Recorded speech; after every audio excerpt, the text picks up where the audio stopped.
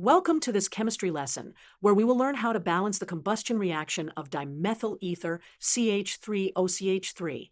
We'll use the inspection method to balance the number of carbon, hydrogen, and oxygen atoms on both sides of the reaction equation. We'll also discuss what makes this a combustion reaction and its characteristics when involving ethers. Let's look at our reaction. CH3OCH3 plus O2 reacts to form CO2 plus H2O. First, we will start by listing the number of each type of atom in the reactants and products.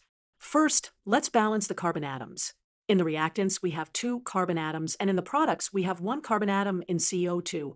So we need to put a coefficient of 2 in front of CO2 to balance the carbons. Next, let's balance the hydrogen atoms. We have 6 hydrogen atoms in the reactants, and only 2 in the products. So we'll need to add a coefficient of 3 in front of H2O to balance the hydrogens.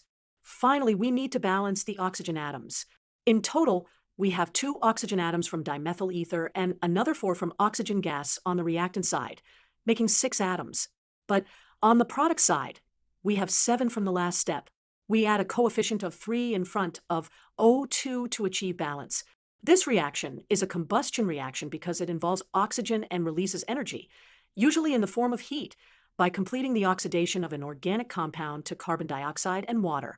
Combustion reactions with ethers like CH3OCH3 are characterized by rapid oxidation of the ether groups, carbon-carbon and carbon-hydrogen bonds, and sometimes control conditions to prevent explosive reactions.